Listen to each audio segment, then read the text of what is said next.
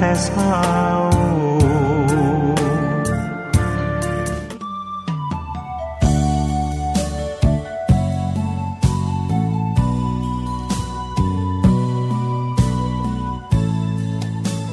ณรัตนคันตธัมโมทุลธรรมมาจะพุทธธัมมารัตนธัมมาธรรมเมตตากรุณาสาธุโธก็ขอต้อนรับสู่ช่วงเวลาของทุลธรรมนำพ้นพบกันอีกเช่นเคยกัลยาณมิตรหยกธรรม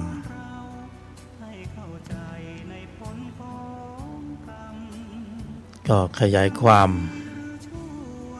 ในเรื่องราวของการทำความเพียรเพื่อความสมบูรณ์ถึงพร้อมของพละ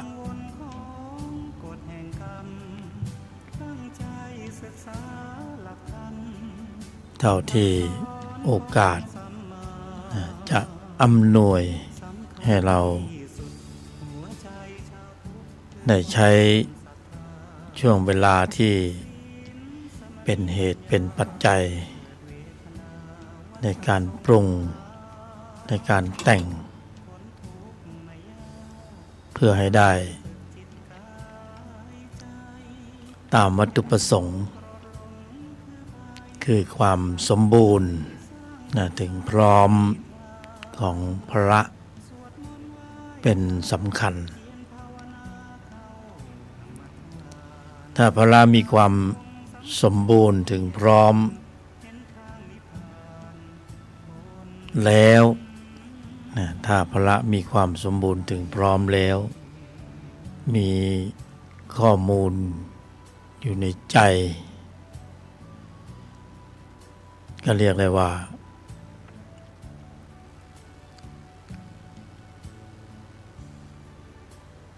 ความลังเลสงสัย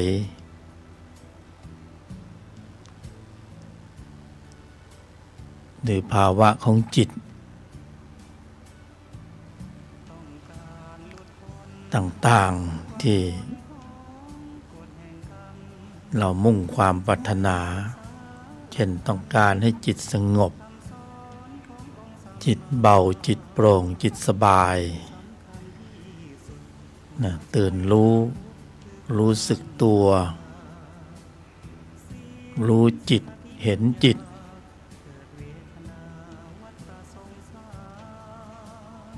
อะไรทั้งหลายเหล่านี้ไม่ใช่ปัญหาก็เพียงแค่พระมีความสมบูรณ์ถึงพร้อมอยู่ในใจได้จริงๆทีนี้ก็สำคัญตรงที่ว่าพระจะสมบูรณ์มันเป็นผลเป็นเรื่องของสภาวะผลจุดสำคัญอยู่ตรงที่พวกเราจะปรุงกันอย่างไรจะทำเหตุให้สมบูรณ์ถึงพร้อมกันอย่างไรเพื่อที่จะได้เป็นเหตุเป็นปัจจัยให้ผลนั้นปรากฏตรงนี้ก็ต้องมานั่งคุยกันพอสมควรเอาหลักบทสรุปทุกการแสดงกรอบการกระทำทั้งหลายถ้าอยู่ในกลไกอยู่ในกรอบของอริยมรรคมีองค์8 เขาเรียกว่าเป็นบทสรุปทั้งหมดเพราะการดำเนินอยู่ในธุลธรรมที่เป็นอริยมรรคมีองค์8ถือว่าเป็นเหตุนะเป็นการปรุงเหตุพอเหตุสมบูรณ์แล้วก็ได้ผลนะโดยเฉพาะพละในระดับชั้นของมรรคก็จะเป็นต้นสำหรับชี้วัดตรวจสอบตรวจทานหรือตัดสินได้ว่าสิ่งที่เป็นข้อวัดปฏิบัติที่ดำเนินอยู่อันหลากหลายก็เชื่อว่าพวกเราเป็นนักแสวงหาเป็นผู้ที่ชอบลองผิดลองถูกเนี่ยเพราะว่ามรรคไม่ใช่ว่าปฏิบัติอะไรก็เป็นมรรคไปทั้งหมดก็หาเป็นเช่นนั้นไม่เพราะว่าธรรมยังมีมิจฉาธรรมมิจฉามรรคมันก็ไม่ได้ผลแต่ถ้าเป็นสัมมาเนี่ยมันตรวจสอบได้นะเอามรรคแท้เข้าไปเทียบนะเข้าไปกำกับเข้าไปตรวจสอบตรวจทานก็จะอ่านออกเขียนได้สรุปได้ว่าของแท้เป็นอย่างไรของเทียมเป็นอย่างไรที่นี่สำคัญตรงที่ว่าในใจเราเนี่ยที่ฝึกมาปฏิบัติมาเนี่ยมันเป็นของแท้หรือว่าของเทียมปัญหามันอยู่ตรงนี้เวลาหลงเนี่ยมันหลงแล้วไปยาวเลยเพราะนั้นจะต้องถ้าโชคดีจริงๆอย่างที่ว่าเนี่ยนะคนพบข้อวัดปฏิบัติที่เป็นอริยมรรคมีองค์8สายตรงเป็นมรรคสมังคีจริง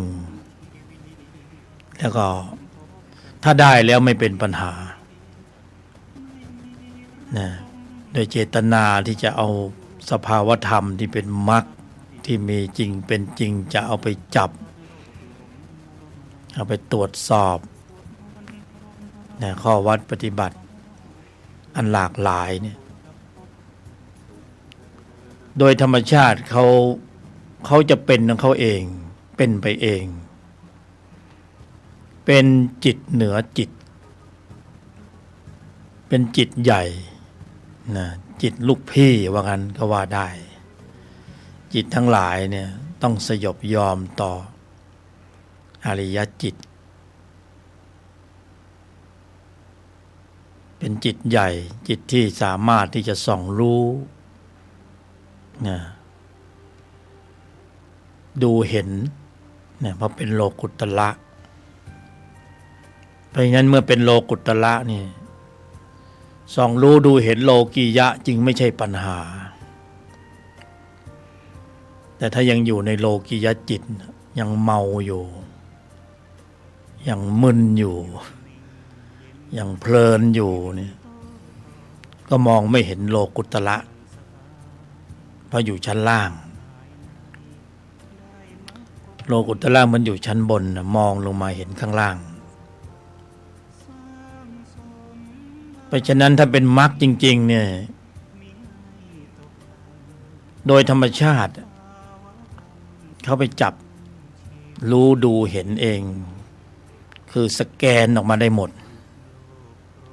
นะเป็นอัตโนมัติธรรมเป็นธรรมที่พิเศษเป็นคุณธรรมอันวิเศษที่บุคคลเนี่ยพึงกระทำให้ได้ตรงนั้นแล้วก็สามารถจะกระทำให้ปรุงเหตุแล้วให้ปรากฏเป็นผล ได้ทุกรูปทุกนามทุกรูปทุกนามมันสำคัญตรงที่ว่ามันปรุงอะไรกันอยู่นะมันอยู่ในบัญญัติชั้นไหนอยู่แล้วพยายามที่จะปรุงไปสู่ผลที่ว่าเนี่ยแต่ว่ามันยังไม่เข้าเป้ายังไม่ใช่ยังไม่ตรงตามสัมมาอริยมรรคมันก็ไม่ได้ผลนะเพราะว่าเหตุมันไม่ตรงผลมันก็ได้ตามแต่ความรู้สึกแต่ส่วนมากก็ปรุงแล้วมันก็จะได้ความรู้สึกที่เป็นอัตตาตัวกูเพราะว่าเป็นธรรมที่เป็นอยู่ในชั้นของอัตตาชั้นสมมุติปรุงไปปรุงมาระหว่างปรุงก็เพลินไปแต่ว่าองค์ภูมิความรู้เนี่ยฌานปัญญาญาณที่ได้มันยังไม่ใช่ของแท้มันเป็นของเทียมแล้วก็หลงของเทียมกันไปใหญ่นะหลงความรู้สึกตัวเองชั้นตัวหลงนะความวิจิตรของจิตหลงความวิจิตรของจิตเพราะจิตนั้นก็คือเจ้าแห่งข้อมูลเจ้าแห่งการสะสมเจ้าแห่งการวิจิตรเจ้าแห่งการปรุงแต่งนะตามแต่ข้อมูลหลงความรู้สึกหลงไปนะหลงเล่นกับจิตก็มีสนุกเล่นกับจิตมันก็มีความหลากหลายของอารมณ์ต่างๆนะแม้กระทั่งจิตสงบก็ยังหลงว่าสงบหลงสงบหลงสุขในอารมณ์ของจิตมันก็ชวนให้หลงหมดมาทุกช็อตมันน่าหลงนะทุกจุดจิตที่ประกอบด้วยโมหะเนี่ยประกอบด้วยจิตทุกดวงมันก็หลงอยู่ตลอดเวลาหลงมากหลงน้อยนะชวนให้หลงทำไปทำมาก็กลายเป็นกูได้นะกูมีกูเป็นนะเพราะยังมีอัตตาตัวกูอยู่นะฝึกไปฝึกมาก็เป็นธรรมที่เนื่องไปสู่ในภพภูมิที่เป็นสุคติบ้างนะทุกขติบ้างก็ยังถือว่าวนเวียนอยู่ยังมีวาระในการปรุงแต่งไปในภพภูมิต่างๆแต่ถ้าเป็นมรรคนี่เป็นสายตรงเพราะว่าฌานปัญญาญาณในระดับของอริยมรรคมีองค์8นะถ้าเพียวๆก็เรียกว่าบริสุทธิ์ผุดผ่องไม่เจือด้วยนะฌานปัญญาญาณระดับโกโลกียะเพราะนั้นเป้าหมาย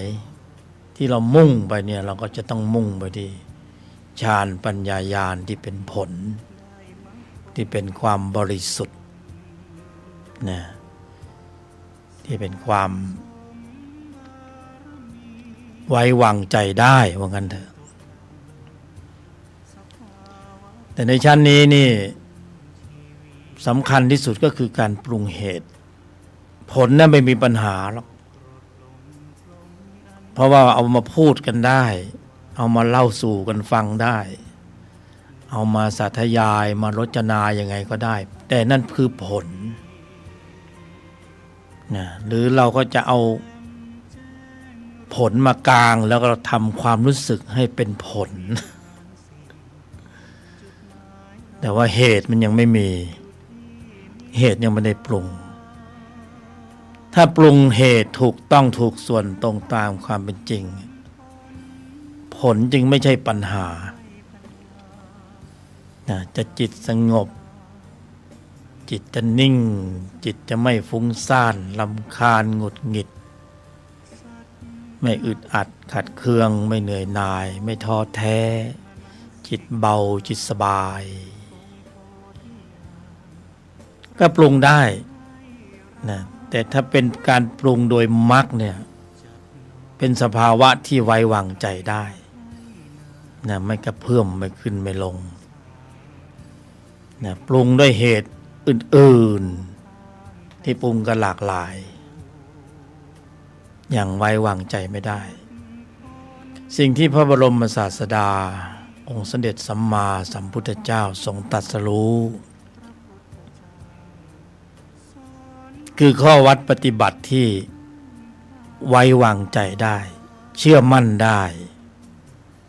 เพราะนั้นในอินเดียแม้กระทั่งยุค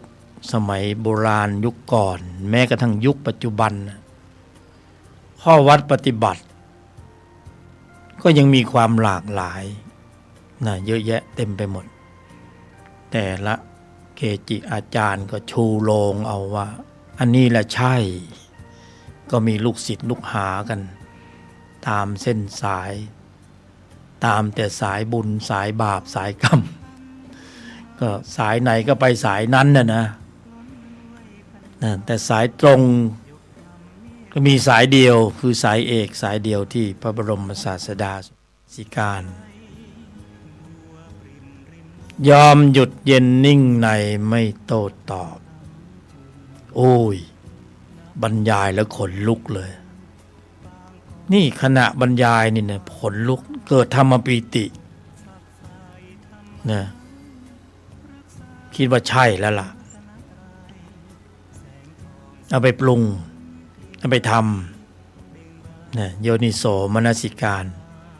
กระทำไว้ในใจโดยแยบคายอยู่ตลอดเวลาก่อนที่จะมีการกระทบสัมผัส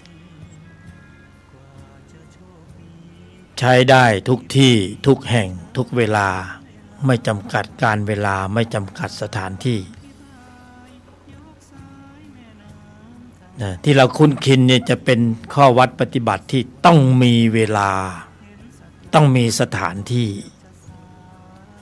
ใช่ไหมที่เราคุ้นชินเดิมๆเนี่ยต้องมีเวลาต้องมีสถานที่ต้องมีกฎต้องมีรูปแบบ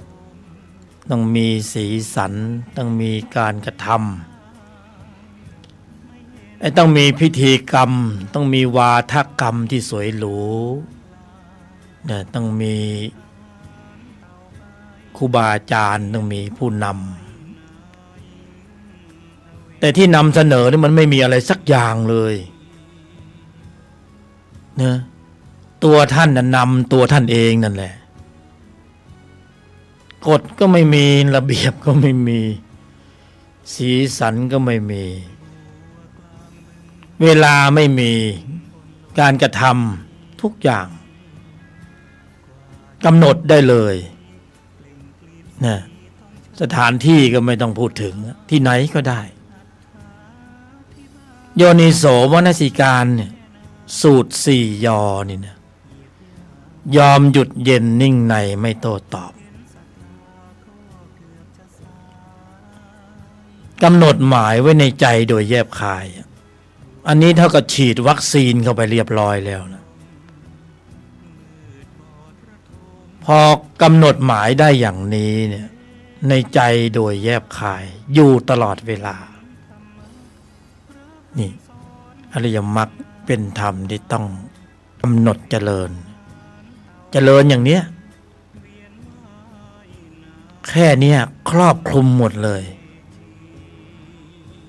ไม่เชื่อก็ลองพิสูจน์ดูนะไม่ได้บอกให้เชื่ออันนี้กัลยาณมิตรนะไม่ใช่เป็นอาจารย์เรามาแบ่งปันมาเล่าสู่กันฟังทำแล้วมันได้ผลสภาวธรรมเกิดสภาวธรรมเกิดเนี่ยเริ่มตั้งแต่ในครอบครัวเลยมันอยู่ที่ว่าบุคคลนะของจริงหรือของปลอมถ้าเราไม่ทำจริงเราไม่รู้ว่านี่คือทำเที่ยงทำแท้ทำเที่ยงไม่ใช่ทำเคร่งไม่ใช่ทำที่เป็นรูปแบบเพราะไม่มีรูปแบบให้เรากำหนดหมายเขาไม่ได้กำหนดว่าต้องมีสีนั้น นุ่งนี้ไม่เอานะแต่คนที่มีสัญญาตรงนั้นก็ว่ากันไปแต่ในชั้นนี้เนี่ยเวลาไม่มีสถานที่หรือตรงไหนก็ได้ก็แค่โยนิโสมนสิการยอมหยุดเย็นนิ่งในไม่โต้ตอบมันจะเป็นอะไรที่ลำบากนักหนาหรือก็ทำไว้ในใจโดยแยบคายอย่างเงี้ยให้ได้สภาวะปรุงให้ได้ในแต่ละวันแต่ละเวลาแต่ละสถานการณ์เก็บชั่วโมงธรรมในครอบครัวสามีภรรยามักจะพูดไม่ค่อยเพราะไม่เข้าหูเมื่อไม่เข้าหูไปเข้าอะไรก็ไม่รู้บุคคลก็ตั้งเลยโยนิโสมนสิการยอมหยุดเย็นนิ่งในไม่โต้ตอบถ้าไม่ถึงขนาดยอมหยุดเย็นก็เอาข้อเดียวข้อสุดท้ายนั่นแหละกำหนดเจริญภาวนาอริยมรรคมีองค์8นิ่งในไม่โต้ตอบอยู่ในนั้นหมดเลยก็ไม่เข้าใจว่าทำไมมหัศจรรย์แบบนี้คำสั้นๆแค่5 พยางค์1 ประโยคนิ่งในไม่โต้ตอบมันก้าวผ่านปัญหาไม่รู้กี่ร้อยกี่พันปัญหามาแล้วนี่ตะวันก่อนเนี่ยก็เดี๋ยวพาดพิงถึงเรื่องกรรมของคนอื่นบ้างนะกำนันที่นครปฐมถ้าฝึกปฏิบัตินี้ไว้ก่อนเนี่ยนิ่งในไม่โต้ตอบเนี่ยจบแล้วปัญหาจบชีวิตก็ไม่ต้องจบด้วยนิ่งในไม่โต้ตอบประโยคเดียวโอ้โหยากเย็นแสนเข็ญที่ไหนเล่าให้ได้สภาวะแล้วค่อยไปเทียบเคียงเข้าไปในบัญญัติทีละข้อเริ่มตั้งแต่สัมมาทิฏฐิเลยยกสภาวะเข้าไปขนลุกเลยเกิดธรรมปีติเลยสภาวะฌานเกิดแล้วนี่คือสมถะและวิปัสสนาเชิงปฏิบัติการจริงในชีวิตประจำวัน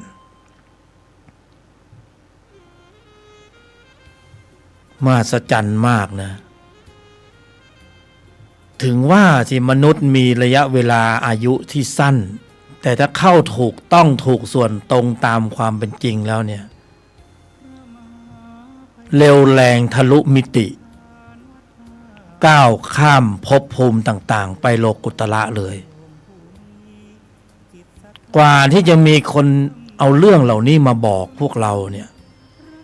มันง่ายเสียที่ไหนล่ะมันไม่ใช่อยู่ลอยมา เพราะฉะนั้นคนฟังวันนี้โชคดีมากเลยเรียกว่ามหาบุญมหากุศลแล้วเอาไปปฏิบัติเอาไปทำนี่นะมันไม่ได้ขีดกรอบว่าจะต้องสำนักจะต้องวันจะต้องเวลาจะต้องสถานที่จะต้องรูปแบบจะต้องพิธีกรรมมันไม่มีโลกุตตรธรรมนั้นว่างเปล่าไม่มีอะไรให้ยึดติดเหมือนโลกียธรรมหรอกเพราะโลกียธรรมมันไปเพื่อความยึดติดมีเพื่อความยึดติดปรุงเพื่อความติดยึดแต่โลกุตระเขามีแต่ปล่อยเขามีแต่วางแล้วก็ว่างสบายบรรยายไปก็ขนลุกไปเนี่ยธรรมปีติเกิดเนี่ยบุคคลก็เป็นอย่างนี้เหมือนกันหมดเรามีโครงสร้างเหมือนเดียวกันหมดเพราะฉะนั้นกว่าจะค้นพบสิ่งที่ว่าเคล็ดวิชาที่ไม่ลับไอ้เคล็ดลับนี่ดันหายากเพราะไม่มีใครบอกไม่มีใครสอนไม่มีใครให้แต่เคล็ดวิชาที่ไม่ลับกับมองข้ามไป ไปวิ่งหาเคล็ดลับเคล็ดวิชาที่ไม่ลับนี่ไม่ใส่ใจไม่สนใจเอาไปปรุงเอาไปปฏิบัติได้เลยไม่ว่าท่านจะปฏิบัติอะไรมาเนี่ยไม่ใช่ปัญหาพออริยมรรคมีองค์8ในภายในกำเนิดกำลังของพละขึ้นมามีจริงเป็นจริงแค่นั้นแหละไอ้ที่ทำอยู่ที่ปฏิบัติอยู่เนี่ยมันจะรู้ด้วยตัวด้วยตนของตนเองเลยว่าหลงไปตั้งนานกูหลงไปตั้งนานเอาจริงๆนะเพราะไอ้ที่ท่านทำอยู่ที่ท่านหลงอยู่เนี่ยยกธรรมเข้าไปลองมาหมดแล้วนะไปลองยังไงก็อ่านฟังเทียบเคียงปฏิบัติของเราก็ต้องลองผิดลองถูกของเราด้วยเหมือนกันไม่ใช่ว่านะอยู่ๆมันพูดลอยๆอย่างนี้ได้ยังไงมันต้องมีนะเวลาบรรยายนี่เขาไม่ต้องมีปักกระตืนบรรยายสดมันออกมาจากข้างในกี่ชั่วโมงก็บรรยายได้นะออกมาจากข้างในยิ่งถ้ามีคนถามนะโอ้ยไปทั้งวันทั้งคืนเลยสภาวะถึงตรงนั้นเนี่ยองค์ภูมิความรู้เนี่ยโอ้โหเป็นคลังนะเป็นคลังแต่เราอย่าไปตรงนั้นเลยเราเอาให้มันแคบเอาเล็กๆแค่นี้แหละนะมาแบ่งปันให้พวกเราเพราะเวลาของอายุสังขารมันเหลือกันไม่มากแล้วนะเดี๋ยวก็จะเดินทางกันแล้ว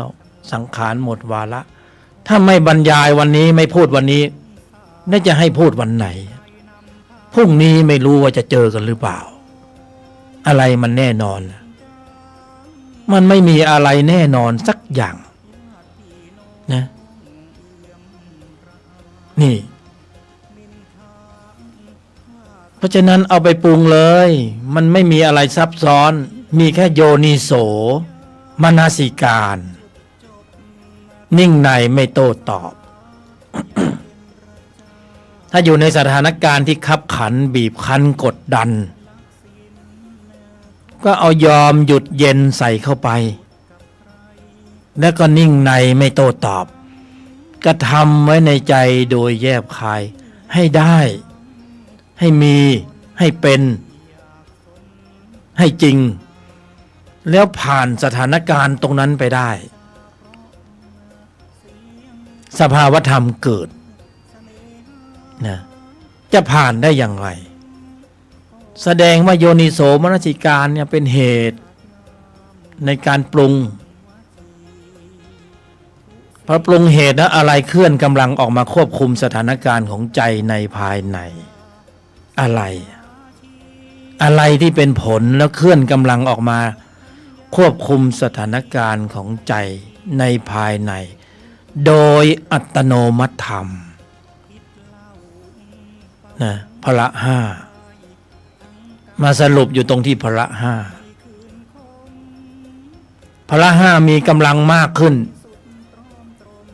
ก็แปลสภาพเป็นฌานเป็นปัญญาเป็นญาณในที่สุดสายตรงเลยทีนี้ไม่อ้อมค้อมนะไอ้ที่อยู่ในซอกในซอยไปอ่านเขาได้หมดอ่ะโอ้อ่านมาโอ้ฟังมาโอ้ยังคว่ำอยู่ยังคลานอยู่นะยังตั้งไข่อยู่ไม่ได้ไปว่าเขานะข้างในเขาจะตรวจสอบตรวจทานเป็นอัตโนมัติธรรมเขาจะสแกนออกมาเองบุคคลจะรู้ตนเลยว่าโอ้ที่ปฏิบัติมาเนี่ยมันเป็นธรรมชั้นตัวหลงไปนานเพราะไม่เจอธรรมแท้ไม่เจอธรรมเที่ยงมันก็จะเจอธรรมที่ยังหลงอยู่เป็นอัตตาเป็นตัวกูเป็นกูได้กูมีกูเป็นเนี่ยวันนี้กูสงบวันนี้กูไม่สงบมันบรรจุกูเข้าไปตลอดเวลา นะแต่ถ้าเป็นมรรคแท้นี่กูมันจะถูกสลายไปทีละหน่อยทีละหน่อยกูเริ่มหายไปตัวเริ่มหายไปพอตัวหายก็เป็นตนพอตนขับเคลื่อนก็เป็นออโต้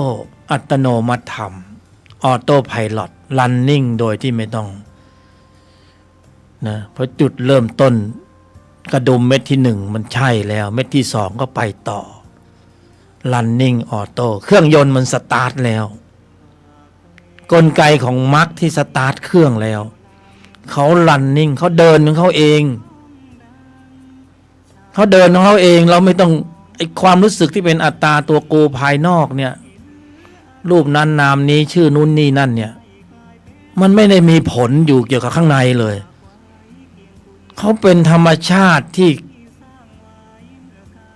เมื่อจุดประกายแล้วนะหมุนต้องเข้าไปเองหมุนของเขาเองนะเดินเขาเองโตเองนะพลังงานที่ได้เขาก็ขจัดนะเขาทำให้เกิดแสงสว่างขึ้นมาเองความมืดเขาก็กำจัดการเขาเองโดยที่ความรู้สึกที่เป็นอัตตาตัวกูนี่ไม่อยู่ในฐานะที่จะไปควบคุมอะไรได้เลยธรรมชาติเขาเป็นของเขาเองสลายอัตตาตัวกูเป็นไปเองเป็นไปเองช่วยไม่ได้ เหมือนโลกหมุนนะใครไปเหวี่ยงให้หมุนตั้งแต่ต้นเมื่อไหร่ก็ไม่รู้แล้วก็หมุนอยู่อย่างเนี้ยเวลาก็ตรงเป๊ะเป๊ะเป๊ะ24 ชั่วโมงหมุนรอบตัวเองใน1 รอบก็หมุนไปอริยมรรคมีองค์8ในภายในถ้ากำเนิดกำลังนะขับเคลื่อนแล้วอยู่ในใจของบุคคลนะเขาหมุนธรรมจักรของเขาเองด้วยระบบออโต้นะออโต้ไพลอตเองโดยอัตโนมัติธรรมเพียงแต่ว่าบุคคลเพียงแค่จุดประกายแค่นั้นเอง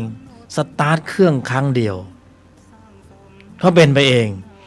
บางทีไม่ได้กำหนดหมายหรอกว่าจะควบคุมการแสดงออกว่าจะโยนิโสมนสิการนิ่งในไม่โต้ตอบข้างในเขาทำเขาเองพอเหตุมากระทบทางทวารต่างๆผัสสะนะมรรคเนี่ยเขาตื่นแล้วสติมาแล้วเขาควบคุมระบบแสดงออกขึ้นทันทีเลยเขาจะเข้ามาควบคุมกลไกในการควบคุมการแสดงออกเป็นอัตโนมัติธรรมเนี่ยไอ้ที่เราทำอยู่เนี่ยเป็นอะไรอัตโนหรือว่าอัตตาเป็นอัตโนมัติธรรมหรือว่าอัตตาธรรมเป็นธรรมชั้นตัวหรือธรรมชั้นตนนี่มันเป็นอย่างนี้เพราะฉะนั้นในแต่ละวันนะภาวนาเนี่ยเวลานั่งเนี่ยจะภาวนาสมถะก็ได้ก็ไม่เป็นปัญหาที่เราเคยชินคุ้นชินก็ทำไปแต่เสริมเข้าไปอีกหน่อยหนึ่งภาวนาโยนิโสมนสิการยอมหยุดเย็นนิ่งในไม่โต้ตอบภาวนาแค่เนี้ยก็นั่งไปสิภาวนาไปก็นึกไปความหมายไปนึกถึงความหมายด้วยโยนิโสมนสิการกระทำไว้ในใจโดยแยบคายก่อนเตรียมพร้อมตรวจสอบตรวจทานพร้อมสำหรับการรับกระทบทางทวารต่างๆนะพวกนี้จะไปเจอคนเก่าคนหน้าเดิมๆวาทะเดิมๆคำพูดเดิมๆนะสีหน้าท่าทางเดิมๆที่ทำงานเอาละเมื่อวานนี่เราโมโหฉุนเฉียวเกรี้ยวกราดมันกวนโอยเสียเหลือเกินวันพรุ่งนี้เราตั้งหลักเข้าไปใหม่มันก็จะแสดงนิสัยเดิมๆของมันนั่นแหละผู้ร่วมงานบ้างเจ้านายบ้างลูกน้องบ้างนะผลประโยชน์บ้างเรื่องราวต่างๆสารพัดที่มันต้องกระทบสัมผัสเราออกแบบไม่ได้เราว่าพรุ่งนี้จะเจออะไรแต่เราเตรียมพร้อมได้ตนเตรียมพร้อมเตรียมตนสำหรับพร้อมสำหรับการรับกระทบเพื่อที่จะ อาศัยจุดกระทบตรงนั้นเป็นข้อสอบ เป็นอุปกรณ์เป็นเครื่องฝึกเมื่อวานนี่เห็นมันเป็นอัตตาตัวกูเป็นสัตว์บุคคลตัวกูเราเขาพรุ่งนี้นี่เห็นมันเป็นข้อสอบเป็นอุปกรณ์เป็นเครื่องฝึกนิสัยล้างนิสัยนิสัยขัดนิสัยกูจะทำนิสัยเราจะทำนิสัยตนจะทำนิสัยเหนือนิสัยมาแล้วมันมาแล้วพอพรุ่งนี้ไปทำงานมันมาแล้ววาจามันจะล่วงหล่นออกมาก่อนพวดพลาดพวดพลาดตั้งการ์ดไว้แล้วนิ่งในไม่โต้ตอบเฮ้อสบายปล่อยให้มันพล่ำไปสามีก็พูดไปไอ้ชื่อจี้ขี้หม่นเลยนักหนาภรรยาก็พลดพลาดพลดพลาดนะผู้ลมงานก็สถานการณ์สร้างวีรบุรุษโลกสัมผัสสร้างอริยะได้คราวนี้ล่ะจับมันเป็นอุปกรณ์ซะเลยเนี่ยมันเป็นอุปกรณ์ตัวสัมผัสภายนอกแต่ที่ปฏิบัติอยู่นี่มันไม่ใช่ภายนอกปฏิบัติอยู่นี่เป็นภายในเพราะเป็นธุรธรรมในภายในกำกับอยู่ข้างในเพียงแต่ว่าอาศัยจุดกระทบสัมผัสภายนอกมันจะล่อตัวในเราขึ้นมันจะล่ออัตตาตัวกูมานะกูทิฏฐิกูเห็นผิดเพ่งโทษนะมันจะล่อตัวในขึ้นทีนี้ไอ้ตัวในมันจะขึ้นเนี่ยรู้อยู่แล้วว่ามันขึ้นมันเคยขึ้นกลไกของมรรคที่วางกรอบไว้ก่อนก็เข้ามากำกับเขาควบคุมข้างในเขาไม่จะควบคุมข้างนอกเพราะนั้นป่วยการที่เราจะไปควบคุมพฤติกรรมการแสดงออกของบุคคลภายนอกมันไม่อยู่ในฐานะที่จะไปปรุงไปควบคุมได้แต่ผู้ปฏิบัตินั้นโน้มเข้ามาสู่ในภายในเพื่อควบคุมระบบในภายในไม่ให้กำลังของจิตชั้นตัวมันส่งกำลังจิตชั้นตนจึงเข้ามาควบคุมสถานการณ์ก็แค่นี้เองจบแล้วอันนั้นก็กระทบผัสสะภายนอกข้างในมันจะขึ้นเราก็ไม่โกรธตามเพราะอะไรสติสมาธิปัญญาพละคุมสถานการณ์ของใจไว้ก่อนแล้วก็คือโยนิโสมนสิการนิ่งในไม่โต้ตอบเราใช้นิ่งในไม่โต้ตอบนี้เป็นบทปฏิบัติการเพื่อที่จะสร้างเหตุสร้างปัจจัยให้พละห้าเคลื่อนกำลังออกมาเพื่อควบคุมสถานการณ์ของใจเมื่อทำได้บ่อยมากครั้งเนืองๆจนเป็นนิสัยเขาจะเป็นอัตโนมัติธรรมเป็นธุรธรรมในภายในเป็นการปรุงกำลังจิตที่มีองค์ประกอบด้วยกุศลในระดับชั้นของมรรคในภายใน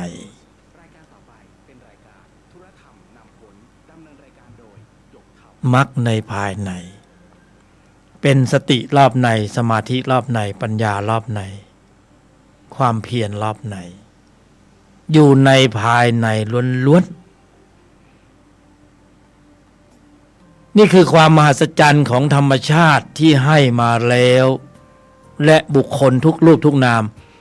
ก็ถูกตั้งโปรแกรมไว้เรียบร้อยแล้วโหลดโปรแกรมนี้ไว้เรียบร้อยแล้วเรียกว่าโปรแกรมของมรรคแอปพลิเคชันมรรคมีองค์ 8เราไม่ได้คุ้นชินบุคคลไม่ได้คุ้นชินกับการขับเคลื่อนกำลังจิตที่มีองค์ประกอบด้วยกุศลในระดับนี้เพราะเหตุว่าสมมุติบัญญัติอัตตาตัวกูของเก่าดั้งเดิมมันนำพาให้ไปเคลื่อนกำลังของจิตเดิมและมันมีความเข้มข้นมีปริมาณที่มากและมีความคุ้นชิน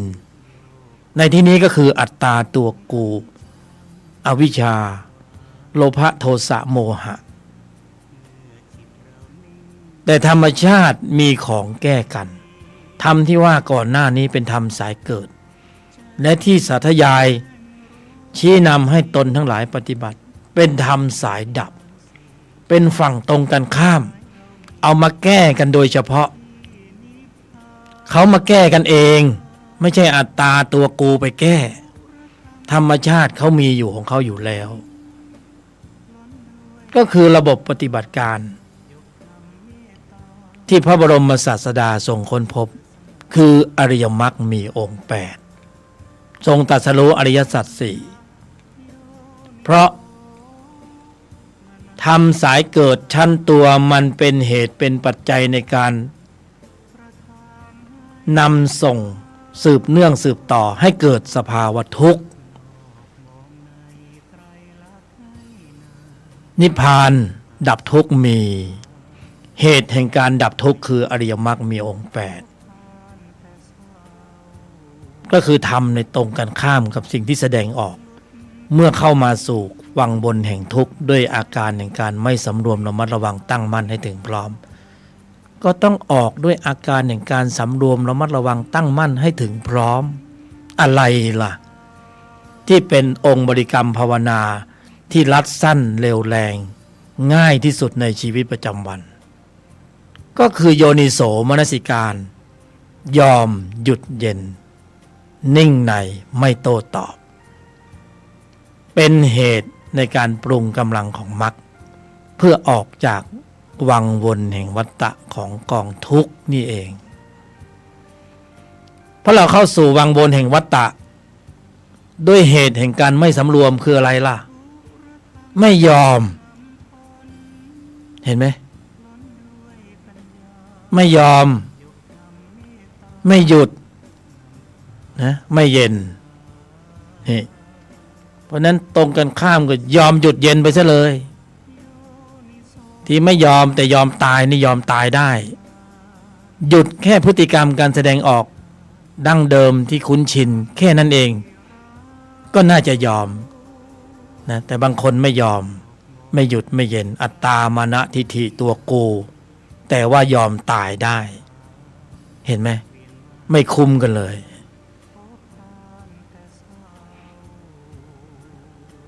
เพราะนั้นจะบรรยายไปไกลขนาดไหนมันก็ไม่เกิดประโยชน์หรอกทำใดก็ไร้ค่าถ้าไม่ทำโอกาสในการปรุงมีอยู่ทุกที่ทุกแห่งทุกเวลาเพราะอริยมรรคมีองค์8ดีมากสำหรับการปรุงในยุคสมัยที่มีการกระทบสัมผัสสมถะหรือปรุงฌานดีมากในยุคสมัยที่ไม่มีการกระทบสัมผัสแต่อริยมรรคมีองค์8ต้องอาศัยจุดกระทบจุดสัมผัสเพราะกระทบแล้วสัมผัสแล้วถึงจะล่อตัวในออกมาใช่ไหมเพราะไอ้ตัวในมันออกมานี่แหละจึงจะมีการฟื้นกำลังของพละเข้าไปสู้กับมันแต่นี่ตัวในเราไม่ให้ออกเราไปกดมันไว้ไปบดมันไว้ไปบังมันไว้มันก็ยังอยู่ข้างในอนุสัยอาสวะสังโยชน์แต่พอกระทบสัมผัสตัวในมันออกมาให้มันออกมาเราจะได้รู้ตนจะได้วัดกำลังว่าโอ้พละระดับนี้ไอ้ตัวในแบบนี้มันจะสู้ได้แต่ถ้าไอ้ตัวในมาแบบนี้พละระดับนี้ยังสู้ไม่ได้แน่เพราะพละระดับของพื้นสู้ไม่ได้นะพละระดับของสมถะถึงสู้ไม่ได้จึงต้องใช้พละระดับของอริยมรรคมีองค์8นะอีกระดับหนึ่งเข้าไปสู้กันพอกระทบสัมผัสไอ้ตัวในมันขึ้นพละเข้าไปกำกับเอาอยู่ใช่ไหมเพราะนั้นนี่โลกสัมผัสสถานการณ์สร้างวีรบุรุษโลกสัมผัสสร้างอริยะได้ก็ตรงนี้แหละเพราะล่อตัวในมันออกมาเรารู้แล้วว่าอุณหภูมิของมันขนาดนี้เราก็ต้องทำเพิ่มกำลังของพละเข้าไประดับนี้พละที่เราฝึกอยู่ทุกวันเนี่ยมันมวยคนละเบอร์มันสู้ไม่ได้นะเพราะนั้นเราต้องเพิ่มกำลังของพละที่ฝึกด้วยการอาศัยการหลบการกระทบสัมผัสก็ได้พละระดับหนึ่งแต่พละที่ฝึกในสถานการณ์ที่มีการกระทบสัมผัสก็อีกระดับหนึ่งพละที่ว่านี่คือพละระดับของอริยมรรคมีองค์ เป็นทั้งบูเป็นทั้งบุญนะเป็นทั้งบูเป็นทั้งบุญเป็นธรรมะปฏิบัติการเชิงลุกธรรมะปฏิบัติการเชิงลุกในภายในฟื้นให้กำลังของพละมีกำลังมากขึ้นด้วยการฝึกอาศัยจุดกระทบสัมผัสในชีวิตประจำวันโอ้แล้วจะแข็งแกร่งแข็งแรงแหลมคมเท่าทันรอบรู้แยกแยะเช็ดล้างล้วงลึกถอดถอนคือไว้วางใจได้เชื่อมั่นได้ว่าเอาอยู่แต่ถ้าไม่ฝึกมาก่อนมันก็จบเลยหรือฝึกสมถะมาอย่างเงี้ยพอเสียผลประโยชน์แค่นั้นแหละไม่เคยโดนกระทบสัมผัสไงมาเจอเข้าให้ก็กำลังของพละต้านไม่อยู่พอฝึกไปฝึกมาอัตตาตัวกูมันแก่กล้ามากขึ้นมันต้องฝึกทำที่ลดอัตตาตัวกูอะไรล่ะก็ต้องเข้าสู่กระบวนการนี่แหละสิ่งที่พระบรมศาสดาทรงค้นพบอริยมรรคเป็นธรรมที่ต้องกำหนดเจริญหลายรูปหลายนามเห็นว่าโอ้โหมรรคมีตั้ง8ข้อนะโพธิปักขิยธรรม37โอ้โหก็เลยกลัวเลยแล้วจะปฏิบัติยังไงให้สรุปรวมสั้นๆอยู่ในประโยคเดียวในกรอบเดียวเราก็เข้าใจว่ามรรค8ข้อแล้วก็คงทำทีละข้อแล้วมั้งเราก็ไปแยกเป็นข้อเป็นข้อนะพอไปถึงข้อที่สัมมาสมาธิเราก็เข้าใจว่านั่งหลับตาอย่างเดียวคือสัมมาสมาธิ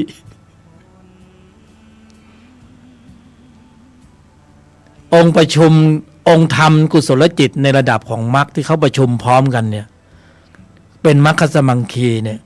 เขาไม่ได้เอามาทั้งถ้าเหมือนทำอาหารน่ะไม่ใช่เอาน้ำปลามาทั้งขวดเอามาอย่างละนิดอย่างละหน่อยแล้วมาผสมรวมเป็นหนึ่งแล้วก็ได้รสชาติใหม่นะในหนึ่งขณะจิตนั้นมีครบองค์ประชุม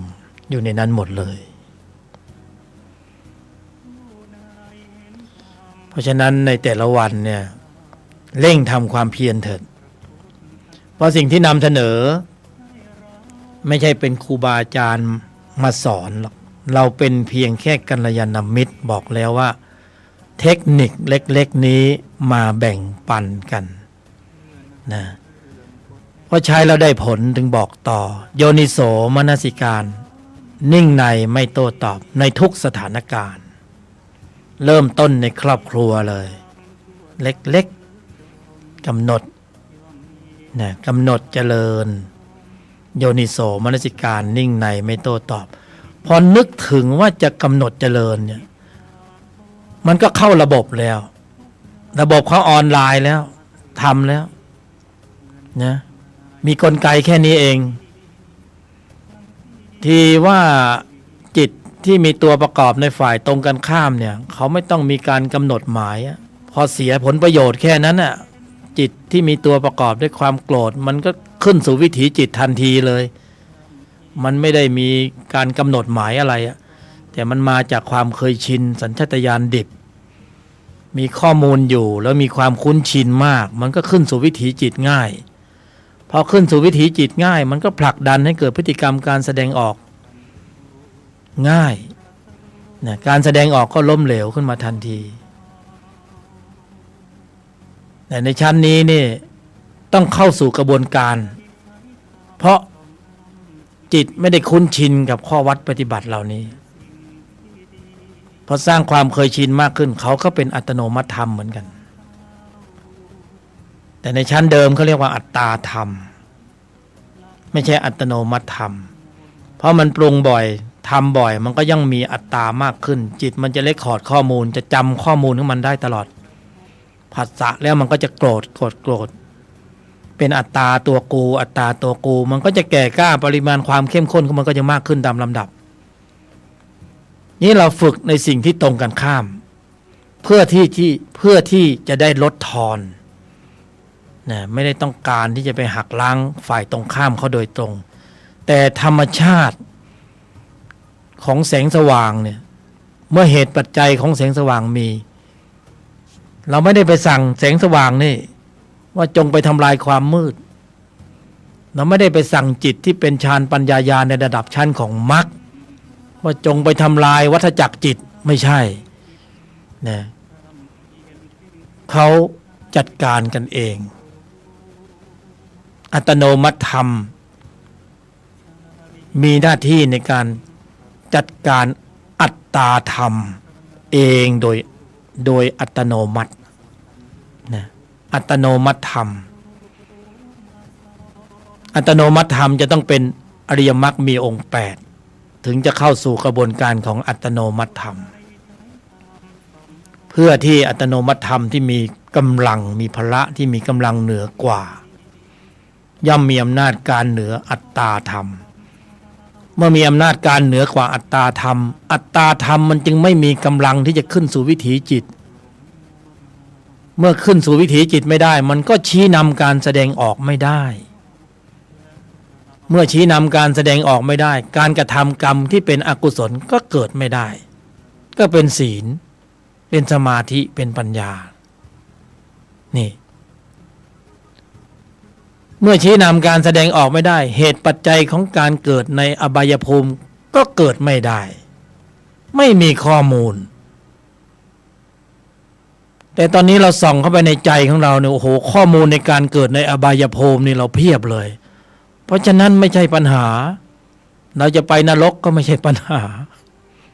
เราจะไปเปรตก็ไม่ใช่ปัญหาเพราะอะไรมันไปตามข้อมูลมันยังไม่สงบระงับแล้วจะทำยังไงเราก็ต้องสร้างข้อมูลเราต้องสร้างข้อมูลอีกระดับชั้นหนึ่งขึ้นมานี่ธรรมชาติเขาให้มาแล้วเพียงแค่ปรุงเหตุปรุงปัจจัยให้ปรากฏแค่นั้นเองนี่มีแค่นั้นเองไม่มีอะไรมากเพราะนั้นกรอบให้แคบลงเล็กๆนะสถานการณ์สร้างวีรบุรุษโยนิโสมนสิการนิ่งในไม่โต้ตอบก่อนที่จะมีการกระทบสัมผัสทางทวารต่างๆเอาไปภาวนานะไม่ได้บอกให้เชื่อเพียงแต่ว่ามาแบ่งปันกันเท่านั้นเองท่านจะปฏิบัติอะไรอยู่ไม่ใช่ปัญหานะปัญหามันอยู่ตรงที่ว่าถ้ากำลังขับเคลื่อนของมรรคในภายในปรากฏเกิดขึ้นจริงแล้วเนี่ยถ้ามีจริงเป็นจริงแล้วเนี่ยพฤติกรรมของท่านจะเปลี่ยนไปเองโดยอัตโนมัติธรรมข้อวัดปฏิบัติดั้งเดิมที่ท่านเคยมีเคยทำเคยเป็นอยู่เนี่ยมันจะอ่อนลงไปเปลี่ยนพฤติกรรมไปเองรู้แล้วเนี่ยมันก็ไม่หลงทาง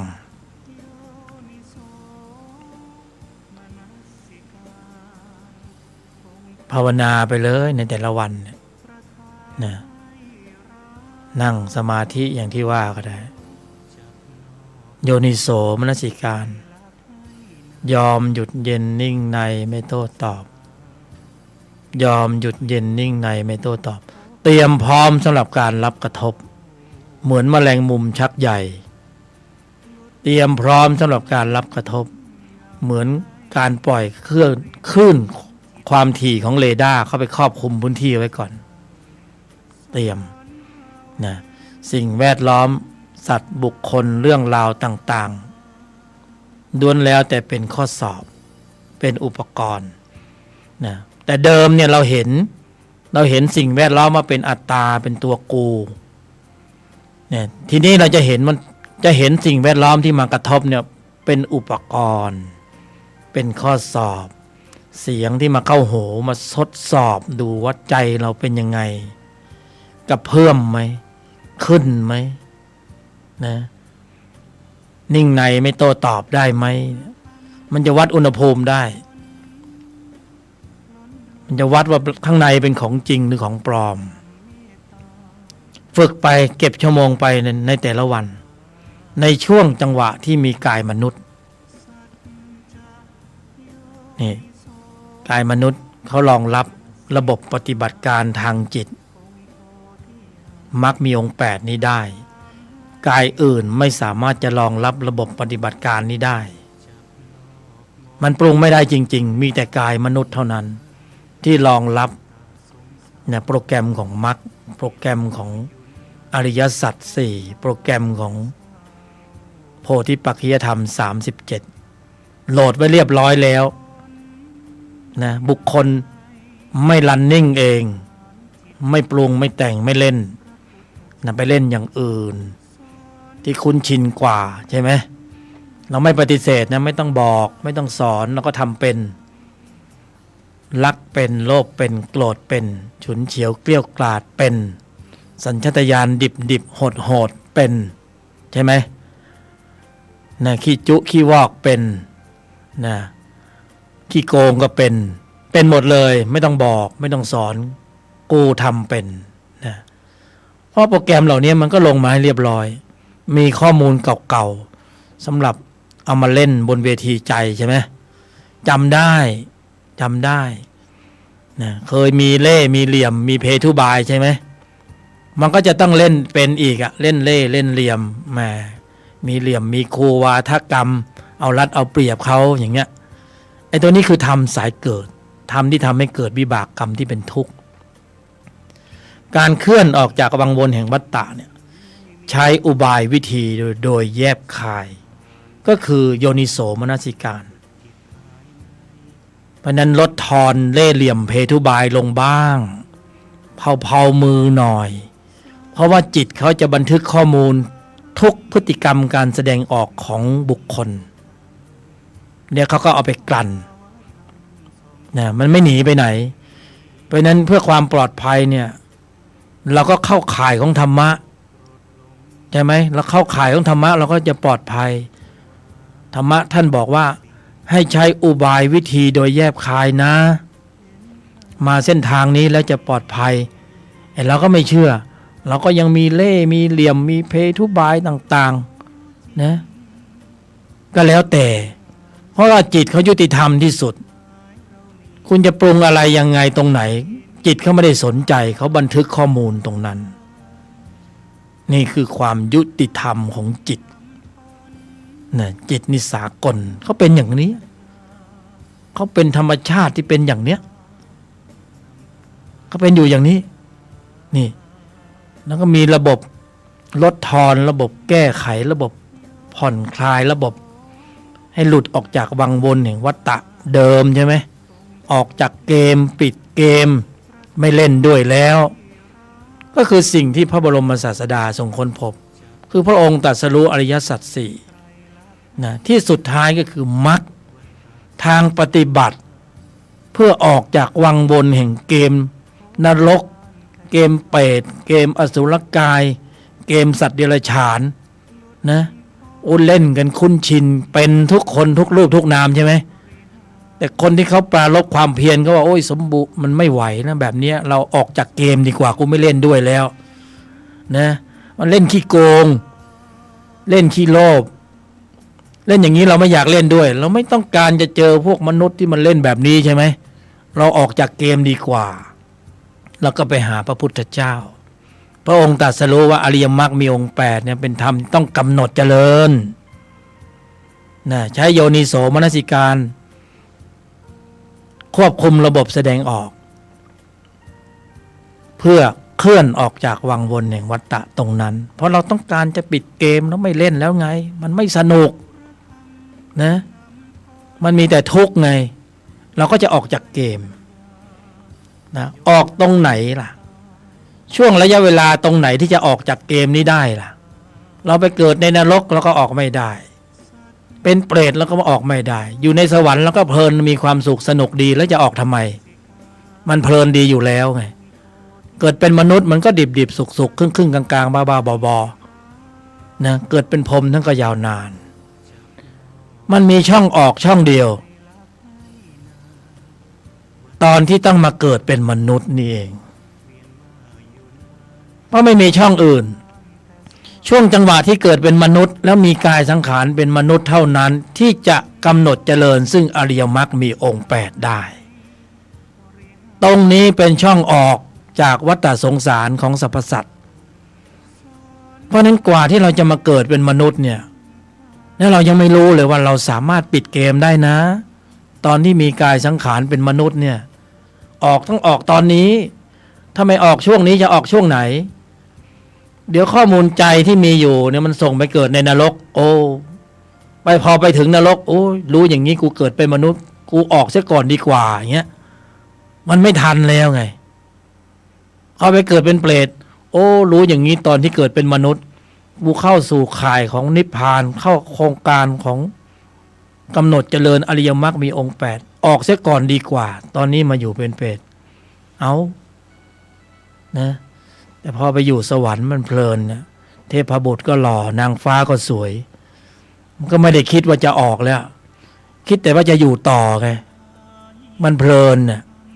การมาพบมันมีของหน้าอภิรมย์นะก็ไม่อยากจะออกนี่ก็วนเวียนวนไปวนมาเกิดเป็นมนุษย์คราวนี้จะออกจากวังวนแห่งทุกข์ออกได้ในช่วงเดียวคือช่วงที่ว่าคลื่นนะมันพัดออกจากเกาะตอนดูหนังเรื่องปาปิยองมันก็นั่งเฝ้าดูเกลียวคลื่นทุกวันติดอยู่ในคุกเป็นเกาะใหญ่ไอ้เราก็เหมือนอยู่ในคุกใหญ่เหมือนกันนะมนุษย์ทั้งหลายเนี่ยรอเวลาเมื่อไหร่จะได้จังหวะออกจากเนี่ยคุกนรกตรงนี้เราก็นั่งรอไปรอมาจังหวะดีคือมาเกิดเป็นมนุษย์ถึงจะออกได้ไอ้มนุษย์ก็ระยะเวลาของอายุก็สั้นนิดเดียวอย่างมากก็ไม่เกิน100 ปีนะ60-70 ปีก็เริ่มงอมแล้วเอาละสิ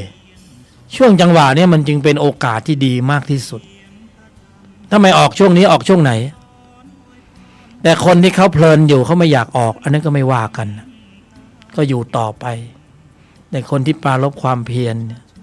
เขาจะออกเขาก็ต้องปรารภความเพียรเพื่อความสมบูรณ์ถึงพร้อมของพละพอพละสมบูรณ์แค่นั้นน่ะเข้าสู่ระบบของฌานปัญญาญาณสภาวะญาณนั้นน่ะจะนำเคลื่อนออกจากวัฏสงสารธรรมชาติให้มาแล้วเป็นสิ่งที่มหัศจรรย์พระบรมศาสดาค้นพบแล้วทรงเมตตาบอกกล่าวให้สรรพสัตว์ว่าทุกข์นั้นมันมีจริงเหตุแห่งทุกข์ก็มีนะนิพพานนั้นก็มีจริงทางปฏิบัติไปสู่ความหลุดพ้นทุกข์นั้นก็มีก็คืออริยมรรคมีองค์8ทีนี้มรรคก็เป็นหลักธรรมคำสอนที่มีความนะดูแล้วมีหลายข้อแต่ถ้าย่อส่วนแล้วก็นี่แหละโยนิโสมนสิการนิ่งในไม่โต้ตอบเอาไปทดสอบทดลองปฏิบัติก็จะได้ผลพอสภาวะเกิดแค่นั้นน่ะออโต้รันนิ่งเขาเกิดแค่นั้นน่ะไม่ต้องไปทำอะไรแล้วเขาเป็นของเขาเองมีแต่ประคองให้อยู่ในเส้นทางเท่านั้นเองใช่ไหมเราสตาร์ทเครื่องรถเราสตาร์ทครั้งเดียวหรือไม่ใช่ว่าขับไปสตาร์ทไปใช่ไหมไปจอดไฟแดงทีนึงก็สตาร์ททีนึงหรือเปล่าขับไปบนถนนก็สตาร์ทอีกทีนึงอย่างนี้หรือเปล่าไม่ใช่เราสตาร์ทครั้งเดียวนะติดเครื่องเพียงครั้งเดียวก็มักก็สตาร์ทครั้งเดียวเวลาไปเจอจุดกระทบสัมผัสก็ประคองให้อยู่ในคันลองของธรรมแค่นี้เองอย่าให้หลุดอย่าให้ตกทางใช่ไหมก็แค่นี้เองไม่มีอะไรสมบูรณ์ถึงพร้อมด้วยเหตุผลก็เดี๋ยวสักพักหนึ่งก็จะเปิดสายหน้าใหม่เนาะถ้าใครจะหมุนสายเข้ามาก็เชิญ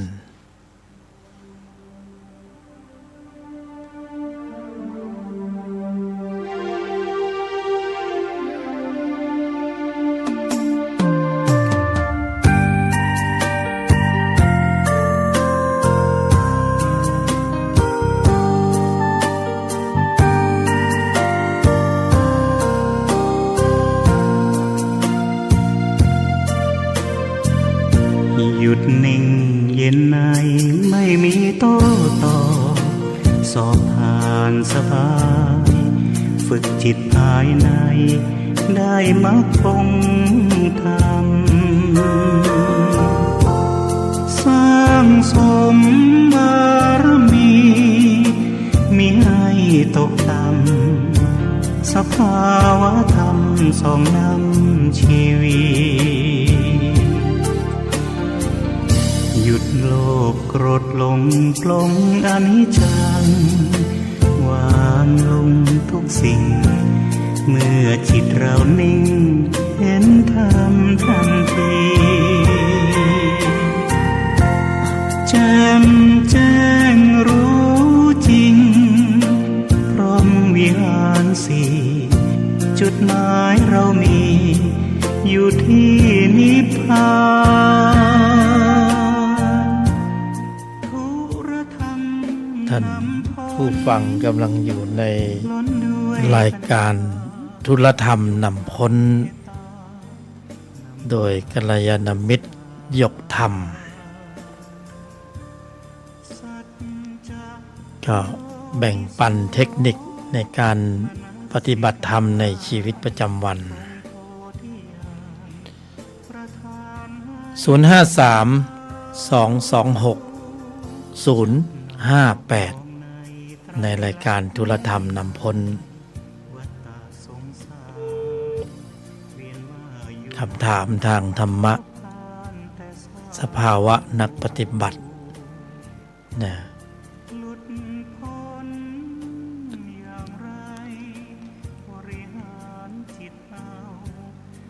ก็เชิญได้นะ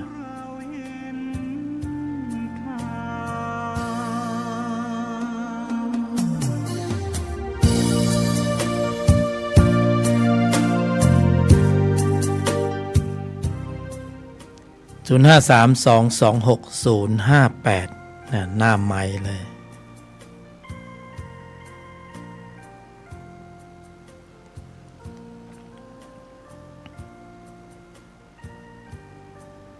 ธุลธรรมนำพ้นในภายในอยู่ข้างในนะข้างในลึกๆใครไม่รู้ว่าบุคคลปฏิบัติอะไรอยู่ในใจใช่ไหมก็เหมือนกันนะเวลามีความอาฆาตพยาบาทเครียดแค้น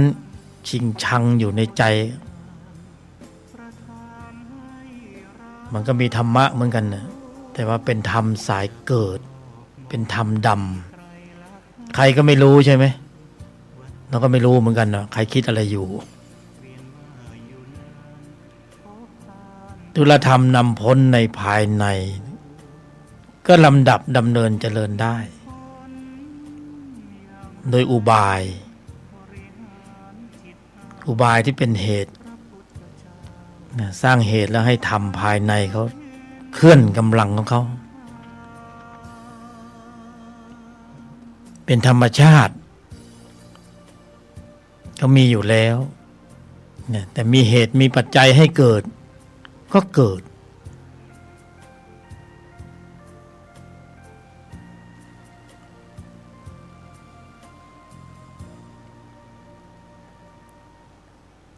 ก็หมุนสายมาได้นะครับ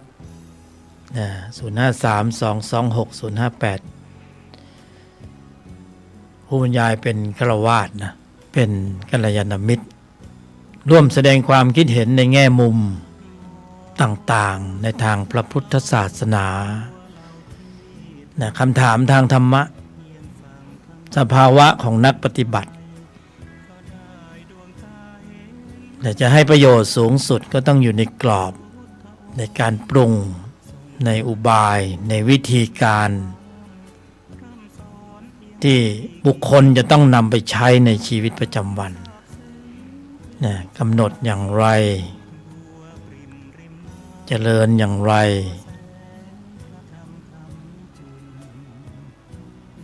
ในชั้นนี้ของที่นำเสนอเนี่ยไม่ได้ซับซ้อนไม่ได้มี กฎระเบียบรูปแบบสีสันพิธีกรรมวาทกรรมอะไรให้วุ่นวายแค่กำหนดหมายก็เข้าระบบแล้วก่อนที่มีการกระทบสัมผัสในสถานการณ์เนี่ยพอสถานการณ์มาถึงข้างในก็กำหนดหมายก่อนเลยโยนิโสพร้อมสำหรับการนิ่งในไม่โต้ตอบเพื่อที่จะฝึกพละไม่ได้จะเอาชนะใครหรอกจะฝึกพละให้ใจนั้นมีกำลังฝึกพละเพราะบทสรุปอยู่ตรงที่พละนะถ้าพละสมบูรณ์ถึงพร้อมเราก็จะไม่เพี้ยนพละสมบูรณ์มากขึ้นความเพี้ยนก็จะค่อยๆลดลงตามลำดับลดลง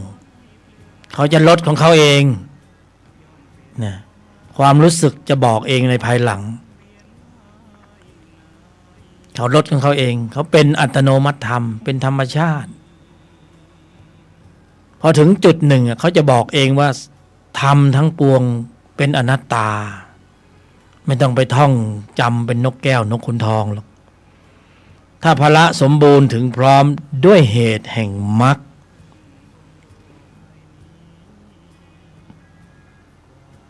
นะคำนี้สำคัญถ้าพละสมบูรณ์ถึงพร้อมด้วยเหตุแห่งการกำหนดเจริญซึ่งอริยมรรคมีองค์8แสดงว่าพละอย่างอื่นก็มีถ้าไม่ปรุงโดยมรรคนะเมื่อพละสมบูรณ์ถึงพร้อมด้วยเหตุแห่งมรรคองค์ภูมิความรู้ฌานปัญญาญาณไม่ใช่ปัญหาจะปรากฏแก่ใจของบุคคลนะเมื่อมีปรากฏอยู่ในใจแล้วอัตตาตัวกูไม่ใช่ปัญหานะเป็นไปเองมันสลายของมันไม่ต้องไปท่องจำทำทั้งหลายเป็นอนัตตาอนิจจังทุกขังถ้าพละยังไม่โตก็ท่องไปอยู่อย่างนั้นน่ะแต่ถ้าพละโตแล้วไม่ต้องท่องเขาเป็นไปเองเชิญครับค่ะสวัสดีค่ะรบกวนถามว่าสงบนิ่งในเนี่ยมีเทคนิคไหมคะก็ตรงๆนี่เลยครับโยนิโสบางทีมันชอบปรุงแต่งฟุ้งซ่านอะไรเงี้ยค่ะก็ระหว่างนี้มรรคยังไม่โตจิตเดิมที่ปรุงก็คือจิตเดิมของเก่าพอมรรคโตแล้วก็ทีหลังอยากจะให้ปรุงมันไม่อยากปรุงแล้วมันไม่ขึ้นเลยระหว่างนี้มรรคเรากำลังตั้งไข่อยู่สักพักหนึ่งถ้ามรรคโตก็เหมือนเด็กวิ่งได้ละแล้วจะทำยังไงให้มรรคโตล่ะคะความเคยชินบ่อยๆเนืองๆใช้ความเคยชินล้างความเคยชินเป็นอัตโนมัติธรรมค่อยๆปรุงเก็บชั่วโมงไปแต่ละวันเก็บชั่วโมงกำหนดหมายในสถานการณ์โยนิโสมนสิการนิ่งในไม่โต้ตอบคน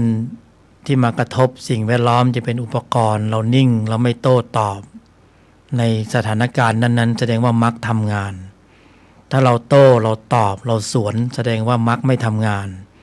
แสดงว่าอัตตาทำงานตัวกูทำงานโทสะทำงานแต่ถ้านิ่งในไม่โต้ตอบได้แสดงว่าพละห้าเคลื่อนกำลังเข้ามาควบคุมสถานการณ์ของใจเราได้บ่อยๆเขาก็จะมีกำลังมากขึ้น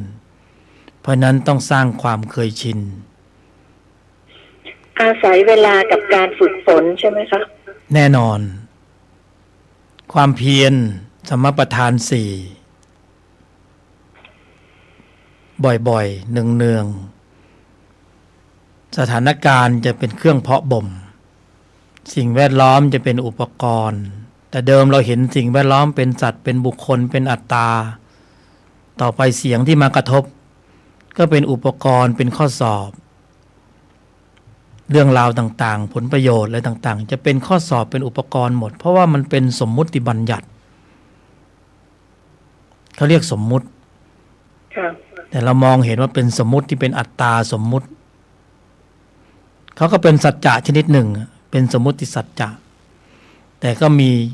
ปรมัตถสัจจะครอบอีกระดับหนึ่งเพราะนั้นเราต้องเข้าไปถึงตรงจุดที่เรียกว่าพละจะต้องมีกำลังมากขึ้นเพราะนั้นต้องฝึกแล้วถ้าเรากำหนดหมายปุ๊บก็สิ่งแวดล้อมสถานการณ์ตรงนั้นจะเป็นสถานที่ปฏิบัติธรรมของเราทันทีเพราะนั้นไม่ผูกว่าจะต้องสำนักธรรมไม่ผูกว่าจะต้องที่บ้านที่ทำงานที่วัดที่ไหนไม่มีสถานที่กำหนดเจริญทันใดตรงนั้น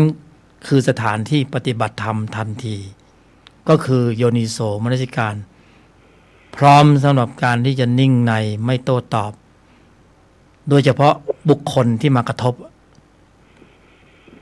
เราต้องสำรวมภายในเราให้ได้เพราะมันจะถูกแรงต้านกระแสเดิมจิตเดิมมันจะมีแรงต่อต้านออกมาเพราะนั้นต้องใช้ความเท่าทันสูงใช้ขันติสูงใช้สัมมาประธานสูงมากเพราะว่ามันมาทุกทิศทุกทางแต่เดิมเราปฏิบัติธรรมเนี่ยเราก็พยายามสงบระงับตัวกระทบสัมผัสมันก็มุมเดียวแต่พอเราเปิดยุทธการแบบนี้เราเปิดทุกทวารเลยมันจะมาหูตาจมูกลิ้นกายใจมาหมดเพราะนั้นกำลังของพละเนี่ยจะต้องใช้กำลังสูงกว่าปกติมากขึ้นหลายเท่ายากพอสมควรค่ะต้องทำแล้วครับไม่ทำไม่ได้แล้วเวลาไม่พอแล้วอังสังขารเขาไม่รอเราจะปรุงแบบนี้ได้ในยุคที่มีกายมนุษย์เท่านั้นแต่ได้แล้วได้เลยนะถ้าเขาเป็นอัตโนมัติเมื่อไหร่แล้วเราไม่ต้องกำหนดหมายเขาจะเป็นไปเองมีเหตุกระทบกำลังของพละจะเคลื่อนกำลังเข้ามาควบคุมสถานการณ์ของใจได้รวดเร็วมากเขาเป็นความเร็วสูงมากมีกำลังสูงมากเป็นพลังงานต้องฝึกแล้วเพราะว่าปรุงได้ทันใช่ไหมคะครับค่ะขอบพระคุณค่ะฝึกได้เลยในชีวิตประจำวันค่ะขอบพระคุณค่ะเอาเริ่มในครอบครัวก่อนเนี่ยมันจะเป็นข้อสอบอย่างดีเลยเพราะว่าคนเราอยู่ด้วยกันบางทีความเกรงใจมันลดลงบางทีพูดออกมาก็ไม่ทันได้คิด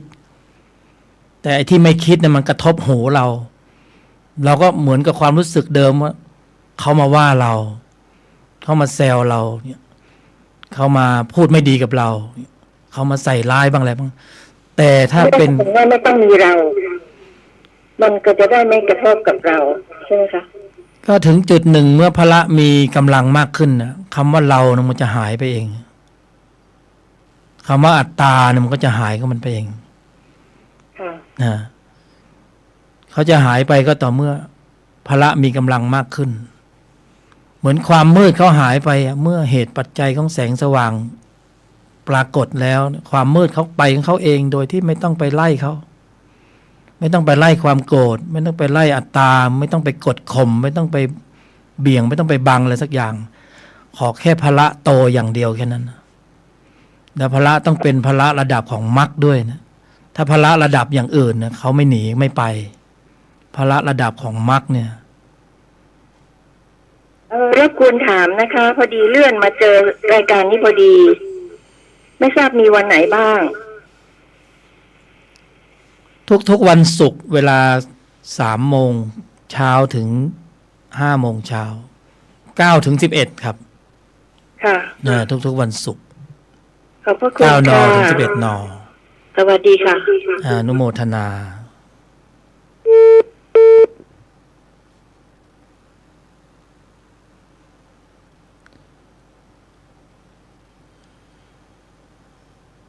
สถานการณ์สร้างวีรบุรุษวีรสตรีเนี่ยโลกสัมผัสจะสร้างอริยะก็ตรงนี้แหละถ้าคัดท้ายดีก็ควบคุมระบบแสดงออกก็เป็นอริยะได้ถ้าไม่ได้ คัดท้ายไว้ดีไม่ทันตั้งตน ก็อาจจะเป็นนรกเป็นเปรตเป็นอสุรกายได้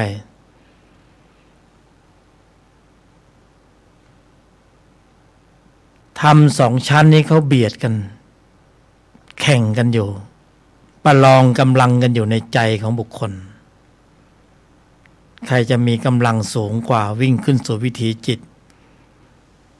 เพื่อชัยชนะในการที่จะควบคุมใจไว้ได้ถ้าควบคุมใจได้ก็สั่งงานได้เหมือนใครที่จะควบคุมรัฐบาลได้ก็คือหัวใจมันนี่แต่ละส่วนนี่ก็ประลองกำลังกันอยู่เขาสู้กันอยู่ข้างในใจของบุคคลเหมือนเถียงกันอยู่สองคนนะทุกวันเนี่ยคนหนึ่งก็จะไปซ้ายคนหนึ่งจะไปขวา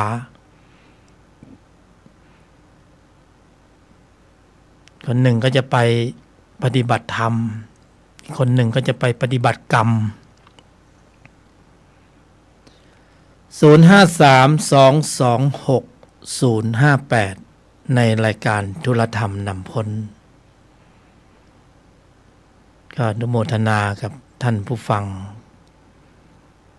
ที่บังเอิญเปิดมาฟังก็เจอแล้วก็ให้เกียรติในการหมุนสายมายังรายการเป็นคำถามที่ดีมากรัดนะสั้นๆเล็กๆแต่ต้องขยายความพอสมควรบทปฏิบัติการทางจิตแอปพลิเคชันมักมีองค์8มีอยู่แล้วในใจเนี่ยโปรแกรมนี้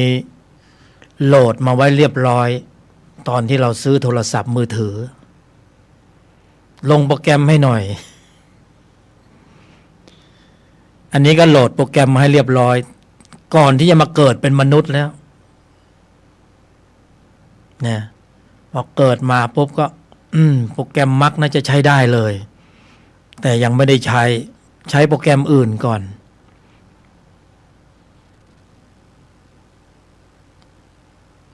รักโลกโกรธหลงคุ้นชินไม่ต้องบอกไม่ต้องสอนทำเป็นนะตัวเล็กตัวน้อยเป็นหมดแต่พอจะขับเคลื่อนกำลังจิตที่มีองค์ประกอบในกุศลในระดับชั้นของมรรคต้องมาเกิดพบเจอพระพุทธศาสนาต้องเกิดในยุคที่ศาสนาพุทธยังคงมีอยู่มีการเจริญอบรมศึกษาปฏิบัติธรรมมีผู้นำธรรมมากล่าวนะมีผู้ที่นำธรรมที่เป็นสัมมาทิฏฐิมากล่าวนะจับพลัดจับผลูโชคไม่ดีไปเจอมิจฉาธรรมก็ยาวเลยทีนี้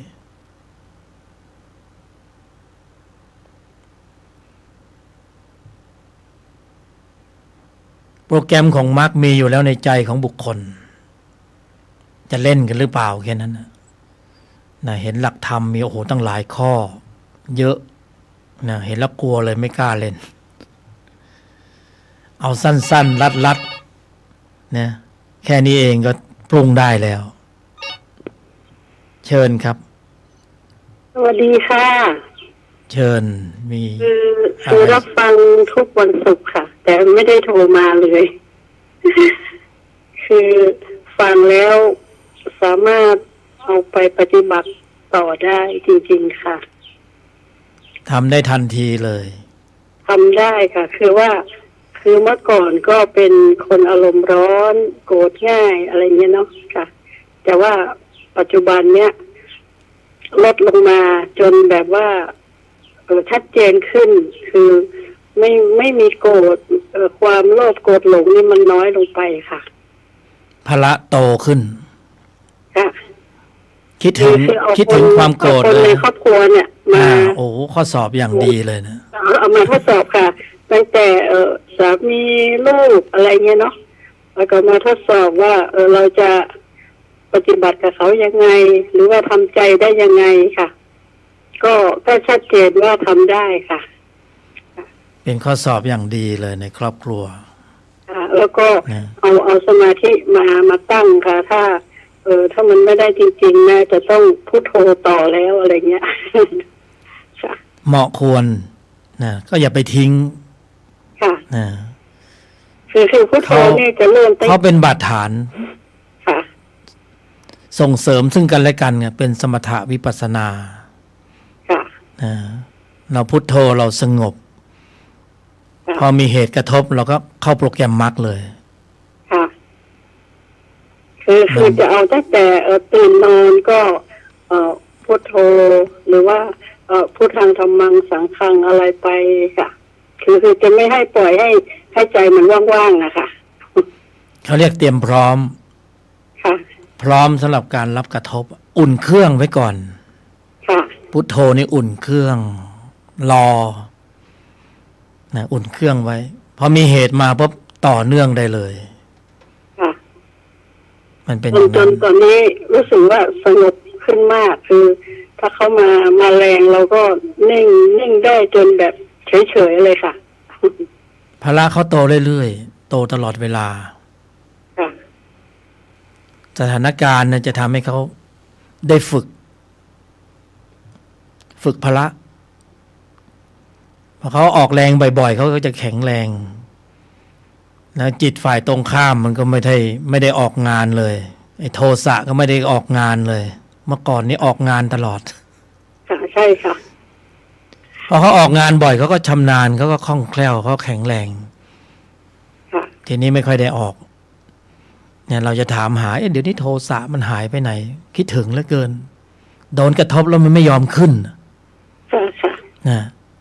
พอพละโตในระดับหนึ่ง เมื่อก่อนนี่จะเป็นไฟต่อไฟ เอาเป็นไฟเตอร์เขาเรียกไฟเตอร์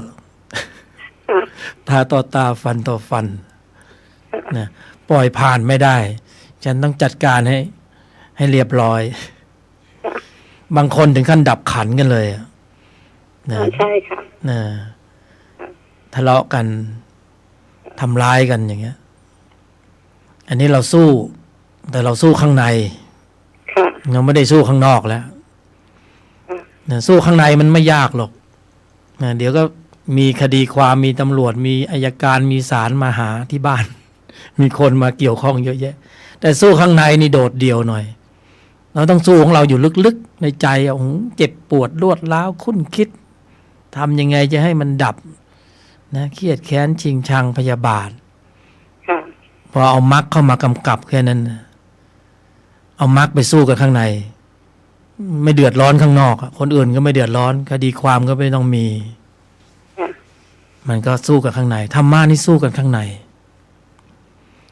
มรรคมีองค์แปดมี เขา อะไร เป็ บ้าน ง เป็นไฟนี่บางทีเราไม่โต้นี่เขาก็อ่อนไปเหมือนกัน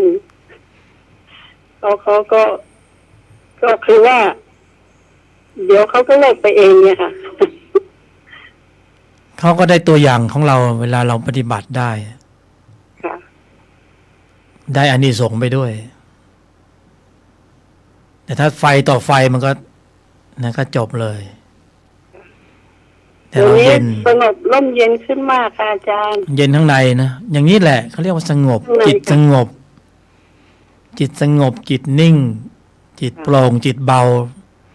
สงบแบบตื่นรู้เนี่ย ค่ะ มองเรื่องธรรมชาติ มองเรื่องทางโลก มันเป็นสัจธรรมแบบนี้อะค่ะ คือปัญญายาณเขาจะเกิดขึ้นเรื่อยๆตามลำดับสถานการณ์จะเพาะบ่มให้มรรคโตขึ้นเรื่อยๆตามลำดับ ค่อยๆโตเขาโตของเขาเองบางทีเราไม่ได้ตั้งใจที่จะไปกำหนดหมายอะไรธรรมะเขาทำหน้าที่ของเขาเอง อยู่นอกเหนือการกดข่มบังคับบัญชาของความรู้สึกที่เป็นอัตตาเพราะกำลังเข้าสู่กระบวนการในการปลดอัตตาตัวกูเป็นนั้นธรรมมันก็จะไม่มีอัตตาเป็นอัตโนมัติธรรมแต่ธรรมที่ต้องปรุงไปแล้วมีอัตตามีความรู้สึกว่ากูได้กูมีกูเป็นผู้บรรยายเคยเป็นต้องมาพิจารณาใหม่ว่ามันไม่ปรุงไปทำไมมีอัตตาตัวกูเพิ่มขึ้นมันเป็นมิจฉาธรรมมิจฉามรรคแต่พอได้อะไรบ้างนิดๆหน่อยๆแล้วก็มาแบ่งปันกันก็เป็นอานิสงส์เป็นบุญในครอบครัวเนี่ยดีมากที่สุด ค่ะ พ เพราะมันจะเผลอจะหลุดก็ต้องในครอบครัวนี่แหละเดี๋ยวลูกบ้างเดี๋ยวสามีเดี๋ยวคนนั้นนู่นนี่นั่นมีพฤติกรรมเบี่ยงเบนมีคำพูดคำจาที่แปลกประหลาดคาดไม่ถึงอย่างนี้นะ ค่ะ เราก็มักจะเป็นข้อสอบแต่ถ้าเราเห็นดั้งเดิมเราเห็นเป็นเรื่องใหญ่เรื่องโตเรื่องอัตตาเรื่องต้องจัดการเรื่องแต่พอมาอยู่ในแนวทางของธุลธรรมสิ่งเหล่านี้มันเป็นข้อสอบอย่างดีเป็นอุปกรณ์ถ้าไม่มีเข้ามาล่อเราก็ไม่รู้ข้างในเรามันจะขึ้นหรือเปล่า ค่ะ แต่พอข้างในมันขึ้นข้างในมันขึ้นชั้นตัวมันขึ้นชั้นตนเขาก็กำกับขึ้นมาเหมือนกันก็เหมือนเราป่วยเราไม่สบายนะ มีหลายคนที่ว่าไม่สามารถปฏิบัติได้ แต่ที่จริงถ้าฝึกหัดมันก็ได้ค่ะอาจารย์เนาะ แต่เราไม่ค่อยคุ้นชินเพราะเราไม่ค่อยได้เล่นโปรแกรมนี้ เราคุ้นชินโปรแกรมอื่นที่เราจิตมันมีอยู่รักโลภโกรธหลงกินกามเกลียดโกงพวกนี้เราคล่องแคล่วถนัดไม่ต้องบอกไม่ต้องสอนทำเป็น แต่ในชั้นนี้มันจะต้องมาสงบแล้วงับมันต้องทวนต้องฝืนจิตเดิมมันก็ไม่ยอมเพราะว่าจิตเดิมเป็นอัตตา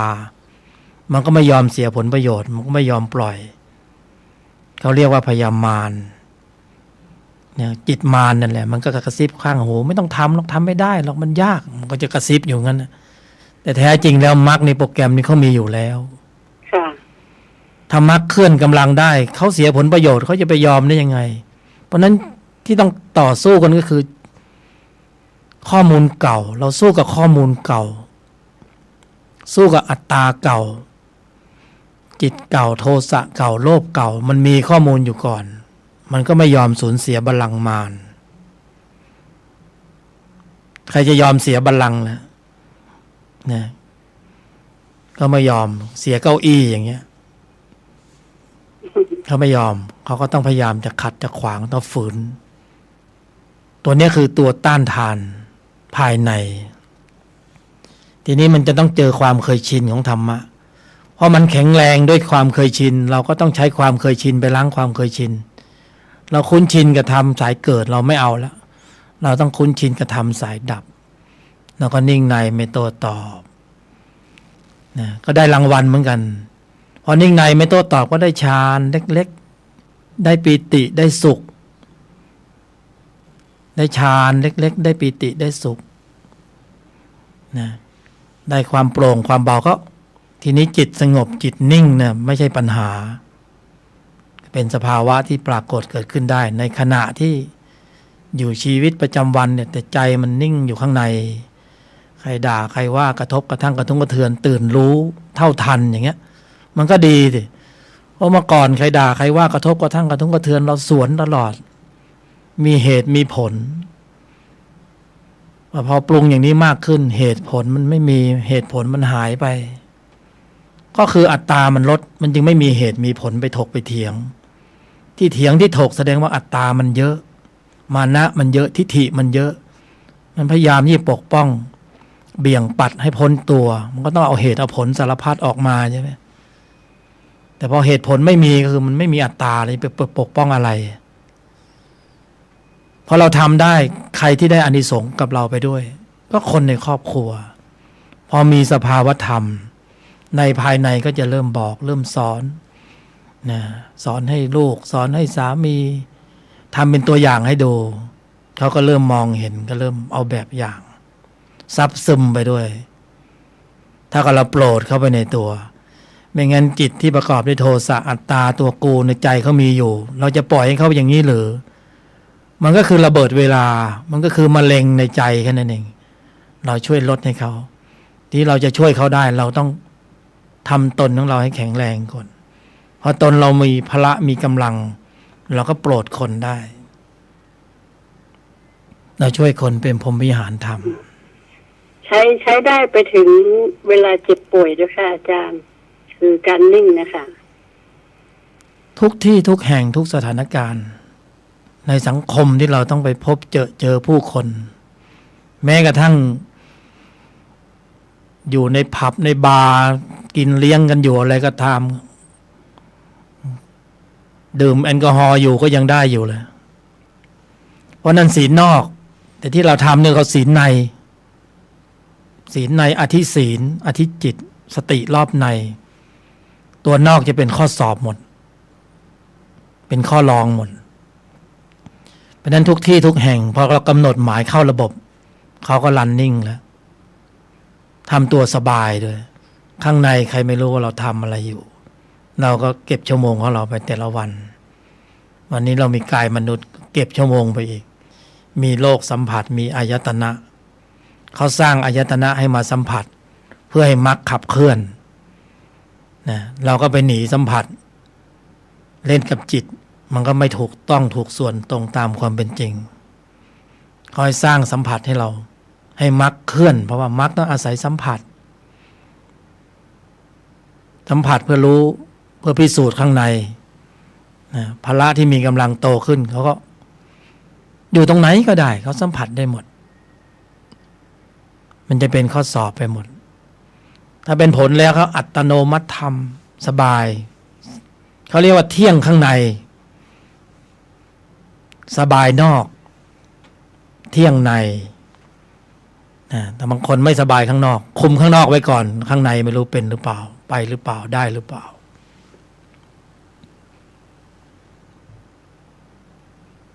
ขอบคุณอาจารย์มากค่ะอนุโมทนาอนุโมทนา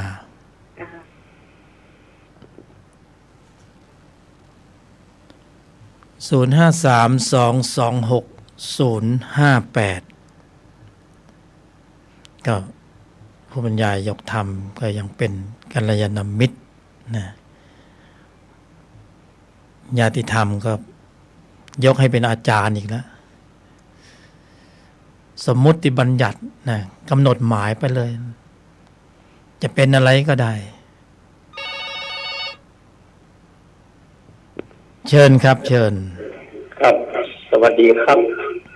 สวัสดีครับอยากจะสอบถามนะครับก็คือเสียงสะท้อนต้องอยู่ห่างเครื่องรับนิดหน่อย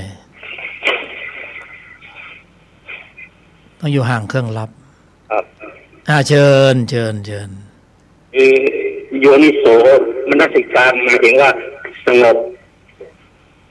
ไม่โต้ตอบหมายถึงว่าสงบใจใช่ไหมครับเป็นเช่นนั้นแหละสงบใจแล้วก็ทำใจให้สงบแล้วก็คือไม่โต้ตอบอย่างนั้นหมายถึงว่าไม่เตรียมพร้อมคือทางชาติของมนุษย์มันมีอารมณ์อยู่แล้วเนาะบางครั้งมันก็ยั่วโมโหเงี้ยแล้วมันก็อยากจะโต้ตอบมันอันนี้มันทำยากเนาะแน่นอนทำยากแน่นอนครับแต่ก็เป็นสิ่งที่ยากเหมือนกันเตรียมพร้อมอย่างที่ผู้โทรมาครั้งแรกก็ฝึกจะได้รับความรู้ว่าอยากจะก็ฟังเรื่อยๆก็รู้สึกจะมีความรู้แล้วก็ไปปฏิบัติได้นะมันไฟบังคับว่าไม่ทำไม่ได้ตอนเนี้ยเราฟังตลอดเพิ่งฟังไป2 ครั้งคราวที่แล้วก็ฟัง1แล้วแล้วก็ไม่ได้คุยเลยตอนแรกนึกว่าผู้บรรยายเป็นพระเนาะคือผมเป็นคริสเตียนนะแต่ก็เข้าใจพระเจ้าอวยพรของธรรมชาติของมนุษย์เป็นธรรมชาติขอบคุณนะครับในคำสอนของศาสนาคริสต์ก็มีในคำสอนนะ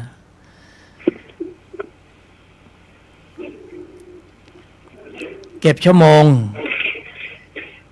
อาศัยสถานการณ์เป็นเครื่องฝึกมันมีข้อสอบตลอดเวลานะครับอนุโมทนาครับ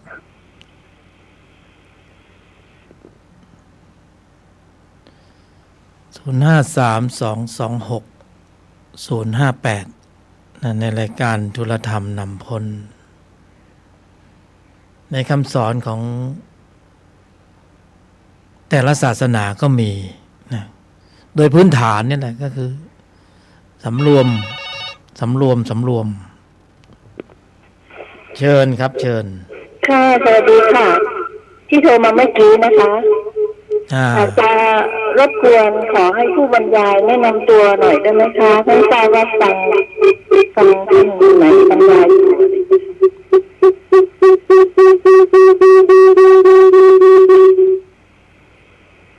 ห่างเครื่องรับนิดนึงอะ ค่ะค่ะ เสียงฟังทางโทรศัพท์แทน ปิดแล้วค่ะ หยุดแล้ว ก็นามผู้บรรยายยกธรรมครับ ค่ะ ต้องการข้อมูลอะไรเพิ่มอีก หมายเลขโทรศัพท์ไหม อยู่ที่ไหนอะไรยังไงอย่างเงี้ยค่ะ อยู่บ้านสวนสวัสดีสันกำแพงครับ อ๋อค่ะ บ้านสวนสวัสดี ค่ะ ตำบลแช่ช้างอำเภอสันกำแพง หมายเลขโทรศัพท์095 ค่ะ 143 143ค่ะ 1989 1989ค่ะ ขอบพระคุณมากค่ะ อนุโมทนา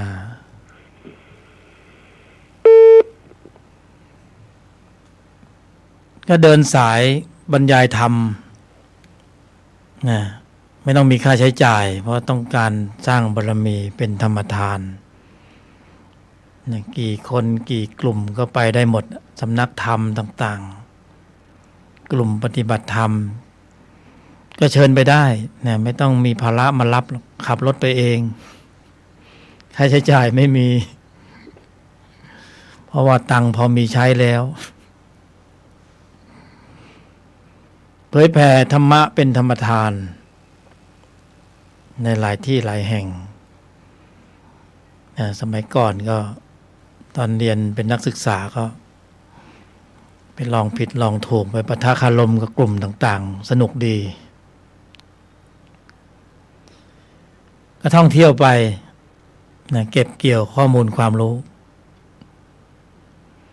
มันก็ได้มาแค่นี้เองอะบทสรุปได้มาสูตรเดียว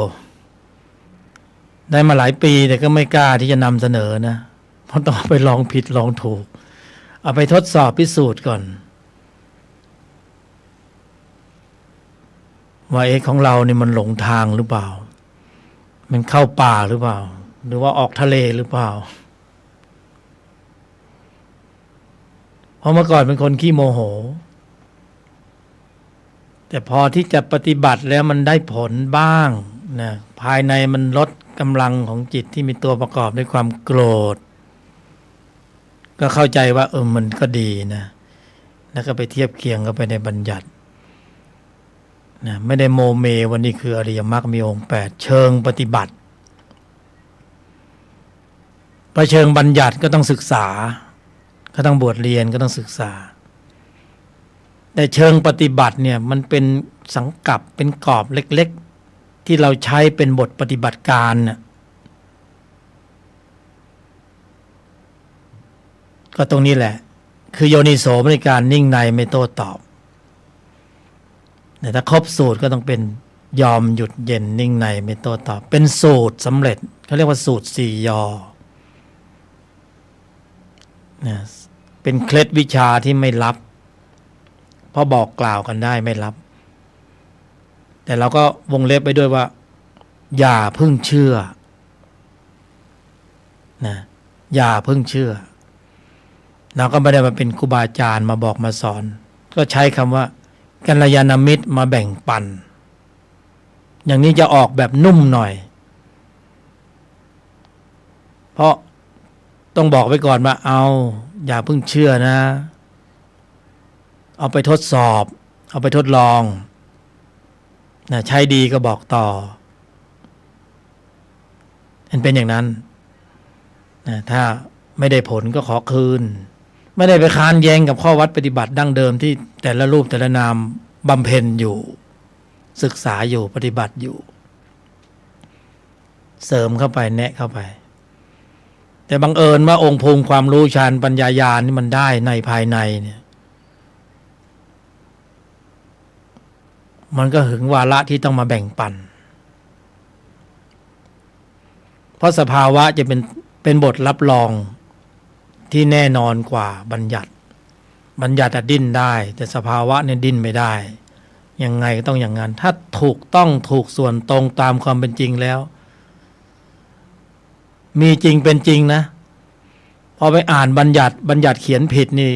รู้เลยว่าผู้เขียนเนี่ยคิดอะไรอยู่ มันเป็นอย่างนั้นเป็นไปเองนี่ความพิเศษตรงนี้มันอยู่ตรงที่ว่าแต่ละรูปแต่ละนามสามารถเข้าถึงตรงนี้ได้เพราะนั้นมันจึงไม่มีอะไรต้องมาบอกกันแต่มาแบ่งปันเนี่ยมันได้ประโยชน์แล้วถามจริงๆแต่ว่าไอ้จิตที่มีตัวประกอบด้วยโลภะโทสะโมหะที่มันอยู่ในใจของบุคคลเนี่ยจะอนุรักษ์มันไว้ทำไม